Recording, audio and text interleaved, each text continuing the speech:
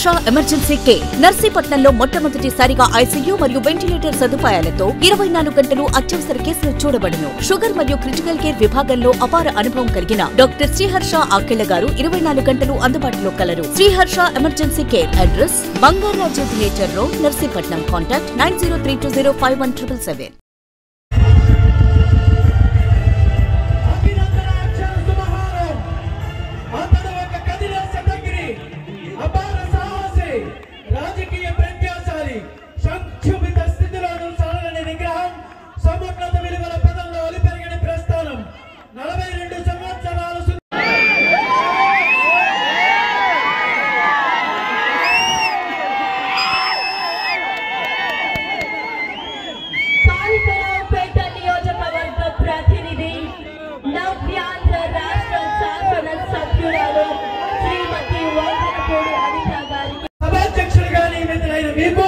నర్సీపట్నం ప్రజానీకం జయ పానాలను కొనియాడుతోంది.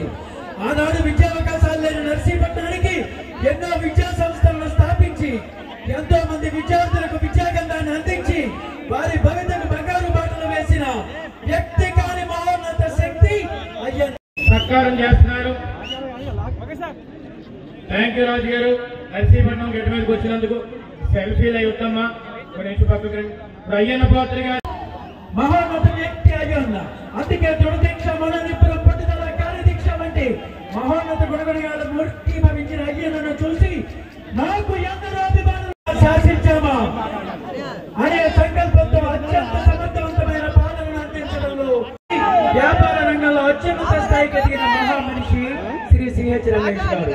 తాను పుట్టిన గడ్డకు మంచి చేయాలనే తాపుతో కడప జిల్లాలో నర్సీపట్నం నియోజకవర్గ ప్రజలకి, అదేవిధంగా ఈ కార్యక్రమాన్ని నిర్వహించే నిర్వాహకులందరికీ కూడా పేరు పేరున ధన్యవాదాలు, నమస్కారాలు తెలియజేసుకుంటూ గురువర్యులు అయ్యన్న పాత్ర గారికి ప్రత్యేకంగా ఆ దేవుని ఆశీస్సులు, ఆయురారోగ్యాలు ఇవ్వాలని మనస్ఫూర్తిగా దేవుని కోరుకుంటూ ఈ రోజు ఈ కార్యక్రమానికి ముఖ్య అతిథిగా విచ్చేసిన పెద్దలు వచ్చిన అనతి కాలంలోనే మన పార్లమెంట్ నియోజకవర్గ ప్రజల తాలూకా అండదండలతో, ఆశీర్వాదాలతో అతి తక్కువ కాలంలోనే మీ అందరి మనల్ని పొంది మంచి మెజార్టీతో మనందరికీ కూడా ఎంపీగా నెగ్గిన మన సీఎం రమేష్ గారికి కూడా ప్రత్యేకంగా ధన్యవాదాలు.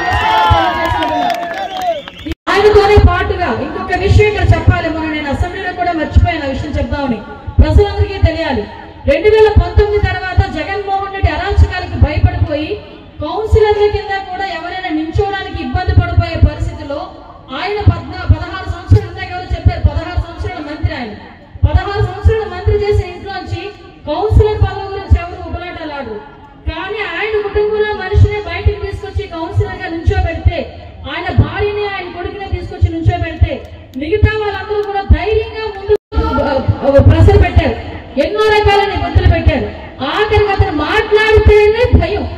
మొత్తం ఇంటెలిజెన్స్ అంతా అన్ని కెమెరాలు పట్టుకునేది.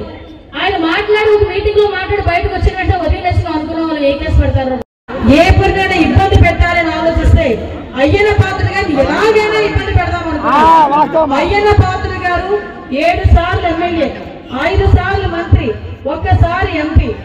40 సంవత్సరాల రాజకీయ చరిత్రలో ఏ మచ్చ లేదు. మంత్రిగా ఎక్కడ ఒక తప్పుడు సంతకం కూడా పెట్టలేదు. ఒక రూపాయి అవినీతి లేదు. ఇవన్నీ అవినీతి లేదు. కానీ అయ్యన్న పాత్ర గారిని ఏదో రకంగా ఇబ్బంది పెట్టాలి అని ఆలోచన చేసుకుని అయ్యన్న పాత్ర గారి మీద ఎందుకు పనికిరాని ఒక చిల్లర కేసు పెట్టారు. దానికి కూడా 6 అడుగుల స్థలం అట. గట్టిగా ఎవరైనా చచ్చిపోతే 6 అడుగుల స్థలం పెట్టేస్తారు. అటువంటి 6 అడుగుల స్థలాన్ని నేను కబ్జా చేశారంట. దానికి 100 మంది పోలీసుల్ని కాపులా కట్టి, కాపులా అయితే పర్వాలేదు, తెల్లారు 5 గంటలకు అలాంటి సిచ్యువేషన్ ఎదుర్కొన్నారు. ఎక్కడైనా ఒక అమ్మాయికి అన్యాయం జరిగితే, అమ్మా పలానా దగ్గర అన్యాయం జరిగింది, ఆశీర్వాదంగా తీసుకున్నాయే తప్ప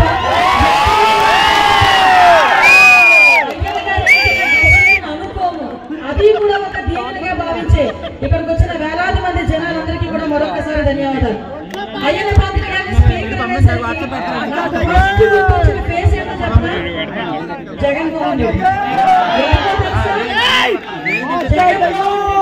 టైం ఇవ్వాలంటే అధ్యక్ష నాకు టైం ఇమ్మని అయ్యన్న పాత్ర గారు అడిగితే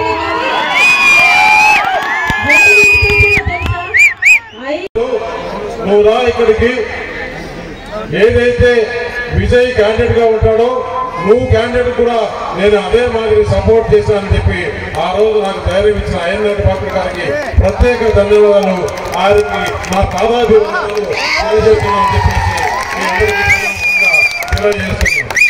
ఎందుకంటే నేను ఈ ప్రాంతానికి కొత్త అది ఇదని అపోజిషన్ పార్టీ మాట్లాడుతుంటే ఆ రోజు నా వెనక ఉండి నాకు ధైర్యం చెప్పి నన్ను ముందుకు నడిపించిన వారు ఈ రోజు స్పీకర్ అయ్యారంటే నిజంగా చాలా సంతోషం. నేను ఒకటి వచ్చిందో అసెంబ్లీలో దగ్గరుండి ముఖ్యమంత్రి ఏదైతే జగన్మోహన్ రెడ్డి ఉంటారో ఆయన గౌరవంగా అక్కడికి తీసుకెళ్లే పద్ధతి కొన్ని తరతరాలుగా వస్తుంది.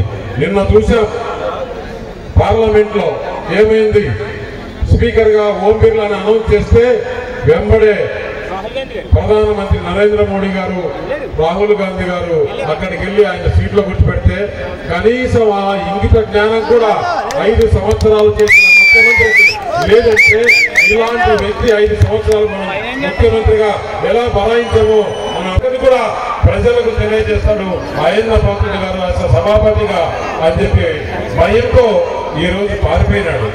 నాకు ఒకటి ఆశ, జగన్మోహన్ అయ్యన్న పాత్రుడు వారు సభాపతిగా చైర్లో కూర్చుంటే జగన్మోహన్ రెడ్డి మాట్లాడుతుంటే అధ్యక్ష మా పీక నొక్కుతున్నారు వినిపించుకోవాలని నాకు చాలా ఆశగా ఉంది. అది ఎప్పుడు జరుగుతుందో మనం వేచి చూద్దాం. కాకపోతే అయ్యన్న పాత్రుడు గారు ఈ రోజు చాలా మాకు ఇది పదవి కాదు బాధ్యత అన్నారు. ఎందుకంటే మీరు రుణం తీర్చుకోలేదు. నేను నాకు కావాల్సిన దండలు స్వామివారు కాదు, మీ అభిమానం.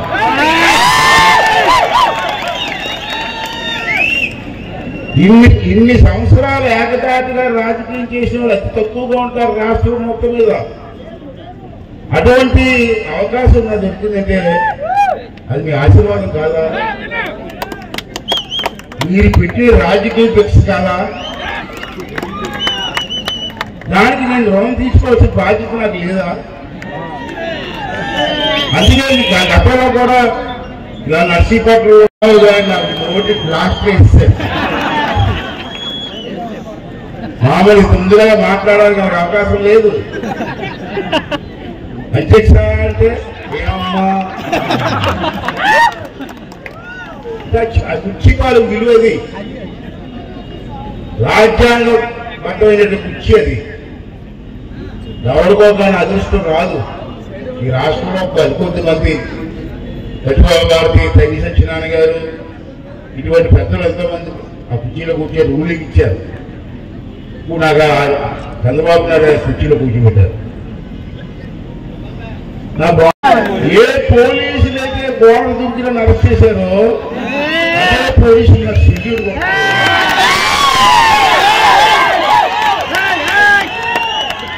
అది దేవుడు రాసిన స్క్రిప్ట్. అదే దేవుడు రాసిన స్క్రిప్ట్ అంటారా? అదే అంటే మనం కూడా నేను అమలు చేస్తాను కదా. నా మీద చాలా బాధ్యత ఉంది. అసెంబ్లీని రన్ చేయాలి. 175 మంది ఎమ్మెల్యేని కంట్రోల్ చేసుకుంటూ నడిపించాలి. మరో పక్క నాకు జీవితాన్ని ఇచ్చిన మిమ్మల్ని అందరూ కాపాడుకోవాలి.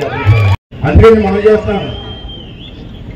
నాకు భగవంతుడు దేవల్ల రమేష్ గారు నాకు తోడు దొరికారు వేళ.